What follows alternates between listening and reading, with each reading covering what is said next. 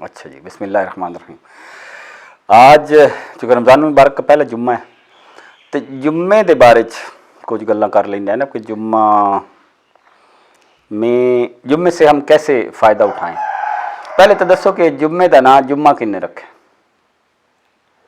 کدوں دا اس دن نو جمعہ کہندے نے. جمعہ یہ سوال تسا دسنا ہے، مطلب سوچتے رہو تو اتنی دیر میں تمہیں ایک ادھی گل دستا کہ جمعے دا حضرت آدم علیہ السلام نال بہت گہرا تعلق ہے. حضرت آدم دی پیدائش جمعے والے دن ہوئی ہے. پھر حضرت آدم نو جنت وچ بھیجیا جمعے والے دن گیا. پھر حضرت آدم دی توبہ قبول بھی جمعے والے دن ہوئی ہے. ٹھیک ہے. تے پھر حضرت آدم آخری وہی حضور صلی اللہ علیہ وسلم دے اتے وہ بھی جمعے والے دن آئی ہے. عرفات سی نا جدو آخری وہی آئی تو حضور صلی اللہ علیہ وسلم حج تے گئے ہوئے. تو حضور صلی اللہ علیہ وسلم حج سی بائی چانس وہ حج اکبر سی. حج اکبر وہ ہوتا ہے جدو حج تے جمعہ اکٹھے ہو جائیں تو اس کو حج اکبر کہتے ہیں. تو آخری وہی یوم عرفہ کے دن اس دن بھی جمعہ تھا. ویسے یہ پتہ ہونا چاہیے کہ جمعے کے دن انسان ہمارے مذہب میں جمعے کو عید کا دن تقریباً سمجھا جاتا ہے. اب تو رمضان چل رہا ہے تو رمضان ہے، لیکن ادروائز جمعے کے دن روزہ نہ رکھنا زیادہ اچھا. جس طرح عید کے والے دن روزہ رکھنے کی بجائے بندے کو الٹا کھانا چاہیے نا، مطلب میٹھا کھانا چاہیے. روزہ آپ نے رکھنا ہو نفلی تو جمعے والے دن نہ رکھیں، کوئی اور دن میں رکھ لیں، جمعرات کو رکھ لیں، ہفتے کو رکھ لیں. رکھنے میں حرج کوئی نہیں، لیکن کوئی اتنی محبوب چیز بھی نہیں ہے جمعے والے دن روزہ رکھنا، کیونکہ یہ جمعہ ہمارا عید کا دن ہے، ہفتے والے دن عید کا دن ہے. اچھا آپ بتا رہے تھے کہ جمعہ کون بتا رہا ہے کا نام کس نے رکھا ہوگا اندازاً؟ چلو آپ کو یہ بتا دیتا ہوں کہ وہ نبیوں سے بھی نہیں ہے اور صحابہ میں سے بھی نہیں ہے. یہ سمجھ آ گئی؟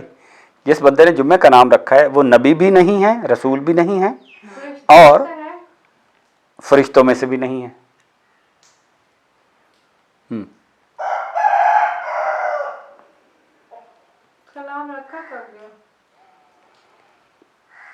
رکھا ابراہیم علیہ السلام کے بعد، حضور صلی اللہ علیہ وسلم سے پہلے،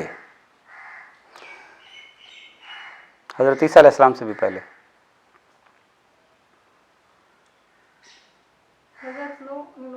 حضرت عیسیٰ علیہ السلام اور حضور صلی اللہ علیہ وسلم کے درمیان، ہاں، کیونکہ حضرت عیسیٰ علیہ السلام حضور صلی اللہ علیہ وسلم سے 600 سال پہلے آئے ہیں. ٹھیک ہے.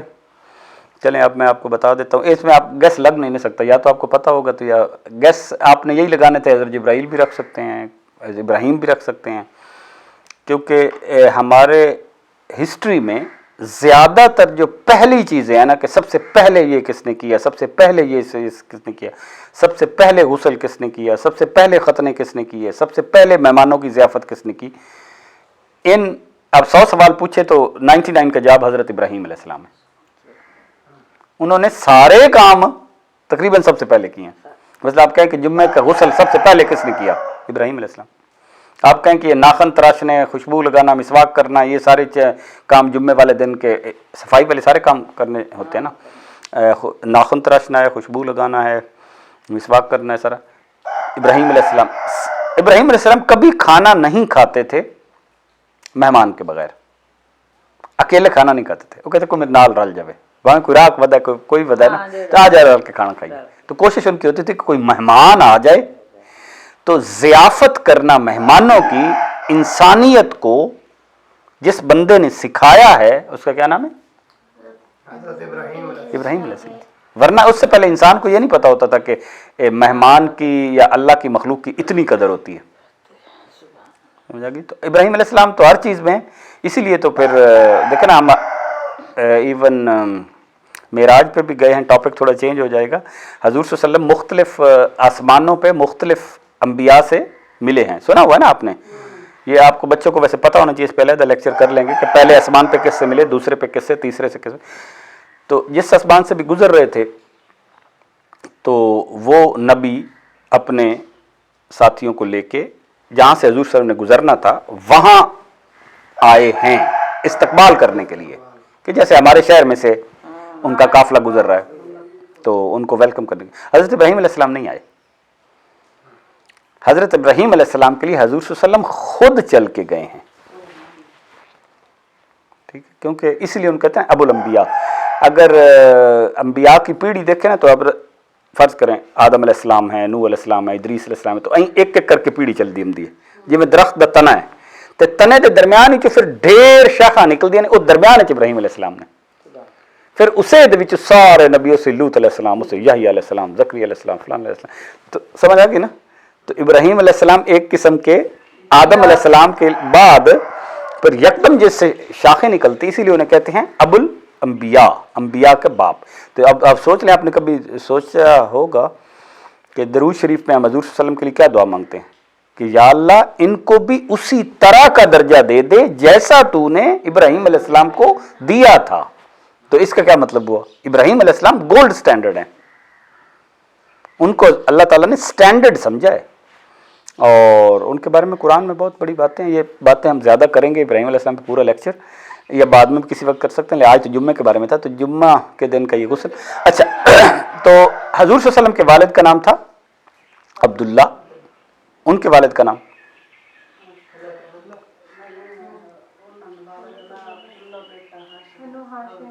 عبد المطلب. پھر آگے ہاشم, عبد مناف, آگے قصی, آگے کلاب, آگے مرہ. مرہ کے جو والد تھے وہ تھے کعب, کعب, اور ان کے والد تھے لوئی. حضور صلی اللہ علیہ وسلم نے اپنا آگے تک بتایا ہے عدنان تک, اور کہا ہے کہ مجھے اپنے ابا ماں باپ کا سلسلہ عدنان تک ہی حضرت جبرائیل علیہ السلام نے اللہ تعالیٰ نے بتایا ہے, اس سے آگے مجھے بھی نہیں پتا. تو اب کسی بھی کتاب میں یہ پڑھیں کہ حضور صلی اللہ علیہ وسلم سے لے کر اگاں تک, اب آدم تک بھی کوئی مولوی بتا رہا ہو تو اس کا مطلب ہے جھوٹ. حضور صلی اللہ علیہ وسلم نے خود کہا ہے کہ عدنان تک مجھے بتایا گیا. ٹھیک, ویسے عربوں میں رواج بہت زیادہ تھا, تو جو ابن خلدون نے کتابیں لکھی ہیں اس میں ابراہیم علیہ السلام تک لکھا ہوا ہے, لیکن وہ اوتھینٹک نہیں ہے نا, اس میں غلطی ہو سکتی ہے. تو ہم ایک غلط چیز کو کیوں پروموٹ کریں جب حضور صلی اللہ علیہ وسلم نے خود کہا ہے کہ میں عدنان تک جانتا ہوں. تو حضور صلی اللہ علیہ وسلم کے یہ 7ویں دادا بنتے ہیں جن کا نام تھا کعب. حضرت کعب نے جمعے کا نام جمعہ رکھا ہے, اس سے پہلے جمعے کا نام تھا عروبہ, العروبہ. تو اللہ تعالیٰ کو یہ بات پسند ہوگی, تبھی تو اللہ تعالیٰ نے ایک چیز رائج کر دی نا. قرآن پاک میں 2 ہی دنوں کا ذکر آیا ہے, جمعے کا اور ہفتے کا. یوم سبت یہودیوں کے حساب سے, یہودی بھی مسلمان ہی تھے, اس مذہب شروع سے ہی مسلمان اسلام ہی ہے, اور مختلف انبیاء اس کو ریفریش کرتے رہے ہیں. مذہب ایک ہی ہے اسلام شروع سے, حضرت آدم علیہ السلام سے. تو اب یہ پتہ چل کہ جمعہ کا نام کس نے رکھا تھا؟ حضور صلی اللہ علیہ وسلم کے دادا کے دادا کے دادا کے دادا کے دادا نے, یعنی حضور کے 7ویں دادا وہ بنتے ہیں حضرت کعب. باقی جمعے کے بارے میں باقی چیزیں تو آپ کو پتہ ہی ہیں جمعے کی, لیکن 2 صورتوں کا جمعے سے بہت زیادہ تعلق ہے. ایک سورہ کہف کی پہلی 10 آیات یا آخری 10 آیات یا دونوں پڑھ لینے سے اگلے جمعے تک بندہ ہر قسم کے فتنے سے بچا رہتا ہے. فتنہ کا مطلب ہوتا ہے آزمائش. یہ دنیا تو ہے ہی آزمائش ہے نا, اور اب تو دنیا بہت ہی آزمائشوں سے بھر گئی ہے. جس دنیا میں جھوٹ پھیل جائے تو آزمائشوں سے بھر گئی. اگر آپ دنیا کے دھوکے سے بچنا چاہتے ہیں کہ آپ کو کوئی دھوکہ نہ دے سکے, اور آپ کا اپنا نفس بھی آپ کو دھوکہ نہ دے سکے, اولاد بھی فتنہ ہے نا, کہا گیا نا قرآن میں کہ وہ بھی آپ کو مصیبت میں نہ ڈال سکے, تو اس کا ایک ہی کلیہ ہے. اب جمعے والے دن سورہ کہف پڑھ لیں تو آپ کو حالات مشکل نیچے آ جائیں گے, لیکن یہ نہیں ہو سکتا کہ وہ اس نے اس کو دھوکہ دے دیا, ہو نہیں سکتا. کیونکہ قیامت تک جو سب سے بڑا دھوکہ آئے گا نا, جس میں ڈھیر بندے اس دھوکے میں بہ جائیں گے, وہ ہوگا جب دجال آئے گا. تو دجال اپنی مرضی سے جہاں مرضی چاہے گا بارش برسا لے گا, اور دنیا کے جس کونے پہ مرضی چاہے گا اس طرح کر کے پہنچ جائے گا.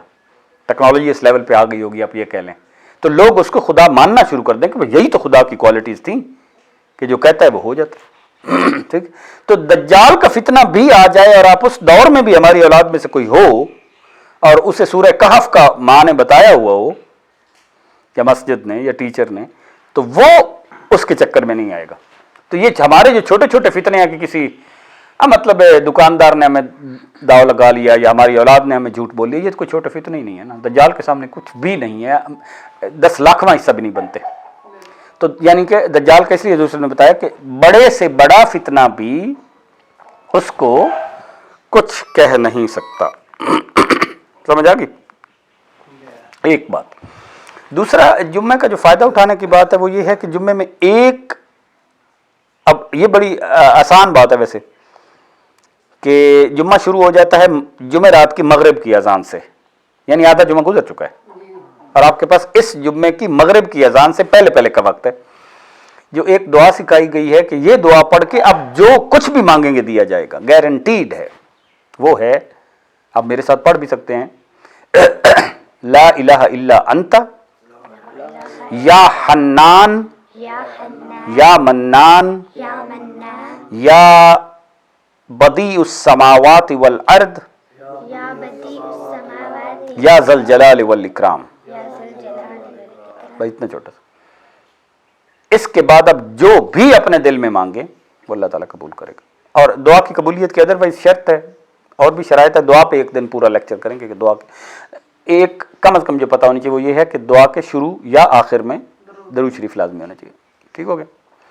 تو لا الہ الا انت یا حنان یا منان یا بدیع السماوات والارض یا ذی الجلال والاکرام، اتنی ساری چیز ہے۔ اب سوچیں ہمیں 40-50 سال میں یہ بات کسی نے نہیں بتائی ہوگی، اتنی دفعہ جمعے اٹینڈ کیے کہ یار یہ پڑھ لو۔ مانگنا اللہ کے سوا کس، اسی سے ہے۔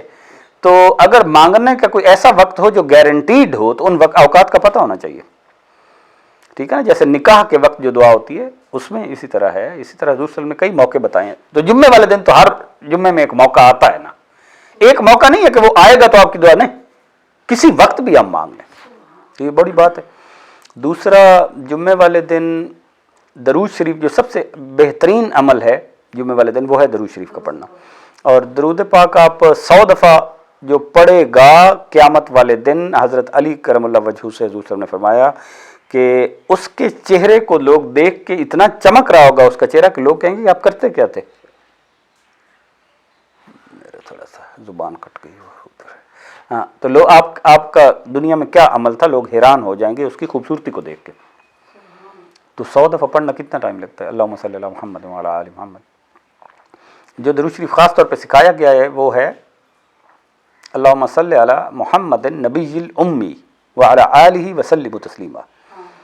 تو یہ خاص طور پہ سکھایا گیا ہے جمعے والے دن کے لیے۔ حضور صلی اللہ علیہ وسلم نے خود بتایا اللہم صلی علی محمد النبی الامی وعلی آلہ وسلم تسلیما۔ تو یہ میں لکھ کے آپ کو بھیج بھی دوں گا فیملی گروپ پہ۔ تو یہ بات ہو گئی۔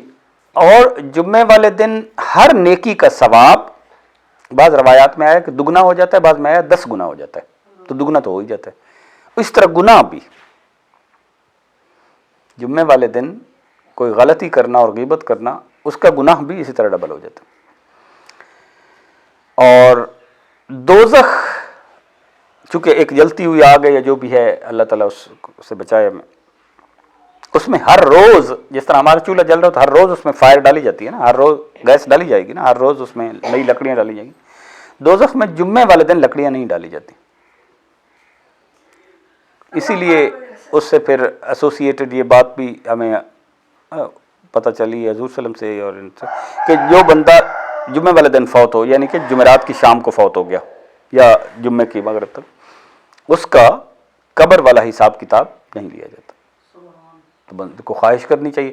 ویسے خواہش کرنے میں، موت کی خواہش میں 2 باتیں ضروری ہیں۔ ویسے موت پہ علیحدہ ہم نے لیکچر رکھنے، موت پہ، ٹھیک ہے نا، کیونکہ موت ہی اصل میں اگلی زندگی کی ابتدا ہے، بندہ مرتا نہیں ہے۔ صحابہ کرام اتنا زیادہ ان چیزوں سے انبیاء کرام ڈرتے تھے، وہ کہتے ہیں کہ کاش مر جاتے، مرون تو ہے کوئی نہ۔ حضرت عائشہ کہتی ہے کاش میں تنکا ہوتی، حساب کتابوں میں کوئی نہ ہوتا، ٹھیک ہے نا۔ تو بندہ مرتا نہیں ہے، وہ تو صرف ٹرانسفر ہے، اس گاڑی سے بیٹھ کے اس گاڑی میں چلے گئے بس، آگے اللہ اگلی زندگی اصل تو اگلی ہے۔ قرآن میں تو ہے کہ اب اسے اصل نظر آنا شروع ہو جائے گا، جو ہم نے اسے باتیں کہی تھیں لیکن وہ دیکھ نہیں سکتا تھا، اب دیکھ لے گا۔ تو زندگی تو اصل وہی ہے, یہ تو ایک امتحان گاہ ہے, لیکن اگلی ساری زندگی ڈیپینڈ اس پہ کرتی ہے کہ اس دنیا میں کیا کیا, ان چند سالوں میں یا ان چند لمحوں میں جو کر کے آئے, آگے انگنت لمحے. تو جمعہ والے دن اس لیے بھی ایک موقع ہے. اور جب مجھے بات ابھی یاد آ گئی, جمعے والے دن جو بندہ اپنے ماں باپ کی قبروں پہ جائے اور فاتحہ خوانی کرے, فاتحہ خوانی قبر پہ جانے کی آپ کو بتائی ہوئی ہے کہ 3 دفعہ سورہ فاتحہ اور 10 دفعہ سورہ اخلاص پڑھنی چاہیے, یہی حضور صلی اللہ علیہ وسلم نے حضرت علی کرم اللہ وجہ کو بتائی. وہ اسی طرح ہے جس طرح کی زندگی میں اس نے ماں باپ کی خدمت کی. تو ماں باپ ہمیشہ تو ساتھ نہیں رہتے, تو لیکن ان کی خدمت کا کوئی بھی بندہ حق تو پورا نہیں ادا کر سکتا. صرف ماں کے جو پیٹ میں 8 مہینے رکھنے ہیں, یا کوئی اس نے اپنے آپ کو جس طرح کیا ہوتا ہے, جتنی قربانیاں دی ہوتی ہیں. میں ساری ماں خود دستی ہوتی ہے کہ کیونکہ اس کے بچے کافی فوت بھی ہوئے تھے, کہ میں کبھی چارپائی پہ آپ مطلب پیٹھ پیچھے آپ کو کبھی نہیں سلایا کہ آپ سوئے ہوئے ہیں اور میں پیٹ کر کے سوئی ہوئی ہوں. اس ایک قسم کے اللہ تعالیٰ کے تشکر میں کہ اللہ تعالیٰ نے دیا ہے تو پھر میری آنکھوں کے سامنے رکھنا چاہیے. ہم تسی اس کس طرح صلہ پے کر سکتے, ایک دن کا نہیں کر سکتے. تو اس لیے یہ کرتے ہی رہنا چاہیے. بندہ نہ جا سکے تو بندہ, اب دیکھیں نا, نماز پڑھنے میں ہم ہر وقت کہتے ہیں رب جعلنی مقیم الصلاۃ ومن ذریتی ربنا ولوالدی وللمؤمنین, اے اللہ میرے والدین کو اور مومنوں کو. اس کا مطلب ہے کہ نماز پڑھنا صرف ہمارے بچے شروع کر دیں تو ہمیں ثواب, تو لہٰذا کم از کم یہ ہمارا نماز پڑھنا ہمارے باپ دادا اور جو بھی گزرے ہیں ان کے لیے فائدہ مند ہوگا. ٹھیک, تو ایک بات یہ ہو گئی جمعے والے دن. اور جو اہم باتیں ہیں تقریباً مجھے اب اس وقت تو یہی یاد آ رہی ہیں. ایک مجھے اور بات بھی ذہن میں آئی تھی جو ابھی بات بھول گئی, کہ اس جمعے سے اگلے جمعے تک جب جمعے کی نماز ختم ہو, آپ گھر میں پڑھتی ہیں تو آپ گھر میں اپنا جمعہ ہی سمجھیں, تو اٹھنے سے پہلے, کسی سے بات کرنے سے پہلے جو چیز پڑھنے کا کہا گیا ہے وہ ہے قل هو اللہ احد اور آخری 2 سورتیں معوذتین 7 دفعہ. ٹھیک ہے, تو اگلے جمعے تک اللہ تعالیٰ اس بندے کے سارے صغیرہ گناہ معاف کر دیتا ہے. دیکھیں کبیرہ گناہ معاف نہیں ہوتے. کبیرہ گناہ مثلا قتل, مثلا جو بھی کبیرہ گناہ 7 ہیں بڑے, ان کا کفارہ اور ان کا وہ لین دین دینا پڑتا ہے تب معاف ہوتے ہیں. اسی طرح جمعے کا چھوڑ دینا بغیر کفارے کے معاف نہیں ہوتا. جمعے کے چھوڑ دینے کا کفارہ ہے 1 سا تقریباً 3.5 کلو دانے گندم کے برابر صدقہ کرنا, اس کا کفارہ دینا پڑے گا. ہو جاتے ایسے حالات آ جاتے ہیں آپ کسی مریض کے ساتھ, ٹھیک ہے, ہاں, تو ہم ایسے ہی جمعہ گزر جاتا ہے بس ٹھیک ہے گزر گیا. نہیں, جمعہ اتنا بے قیمت نہیں ہے, ہمیں اس سے پوری طرح فائدہ اٹھانا چاہیے اور جمعے والے دن کو میٹھی چیزیں بھی بنانی چاہیے. ٹھیک ہے, تو